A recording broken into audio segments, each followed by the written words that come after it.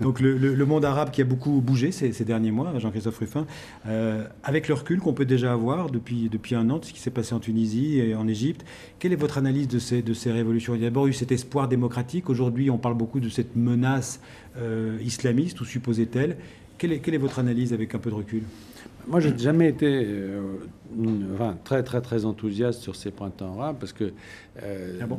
Non, parce que, si vous voulez, j'ai toujours eu la crainte, en effet, que, en voyant la manière dont les forces en présence réagissaient, qu'en effet, l'authentique poussée démocratique des peuples, si vous voulez, soit confisquée. Alors, elle a été dans certains pays dès le début, c'est-à-dire qu'il n'y a pas eu de révolution. Quand on regarde le nombre de pays où il y a eu effectivement une révolution, ils ne sont pas si nombreux. On parle de printemps arabe, enfin, il y a que la Tunisie, l'Égypte et puis la Libye, mais à quel prix, où le régime a changé. Partout ailleurs, les régimes en place ont résisté. Une évolution au Maroc. Le Yémen. Alors, au Maroc, c'est une forme très habile, très efficace pour le moment. Oui, au Yémen. Mais effectivement, le Maroc le roi du Maroc a su faire les réformes qu'il fallait pour couper l'herbe sous le pied, en effet, des islamistes. Il a en plus une position très particulière, compte tenu de sa double casquette, si j'ose dire, ou couronne, de commandeur des croyants et de roi. Donc là-dessus, il a su jouer de ça très bien. En Jordanie, la même chose d'ailleurs. Mais dans d'autres pays, dans la majorité, c'est plutôt à des répressions très brutales, à Bahreïn ou ailleurs, qu'on a assisté. Donc déjà, c'est un premier bémol. Et puis ensuite, c'est vrai... La menace islamiste.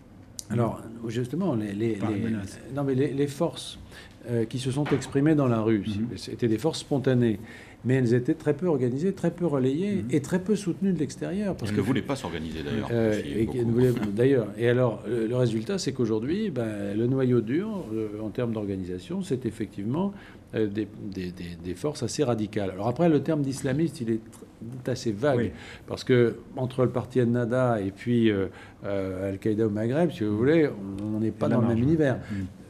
D'accord, il y a cette revendication islamiste, mais enfin, c'est pas du tout la même chose.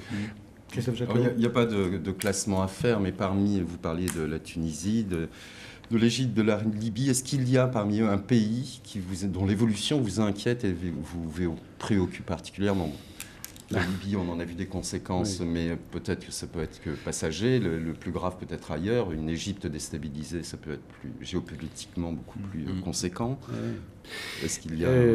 Moi, je pense que c'est effectivement très difficile de faire un top 10 des préoccupations, parce que tout est préoccupant.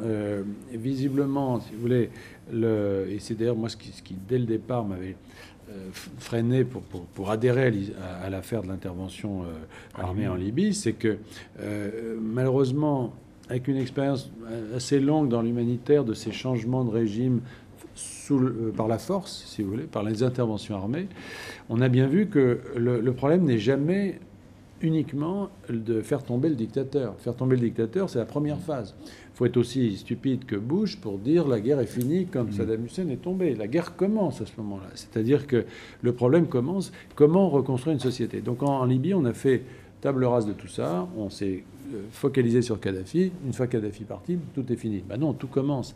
Et malheureusement, la Syrie nous montre que les problèmes sont extrêmement difficiles, que le dictateur soit là ou qu'il soit parti. C'est à peu près la même chose. Donc, moi, je pense que les conséquences, pour répondre directement à votre question, les conséquences les plus graves seraient effectivement un basculement de l'Égypte. C'est absolument certain, parce que de son poids à la fois démographique, stratégique,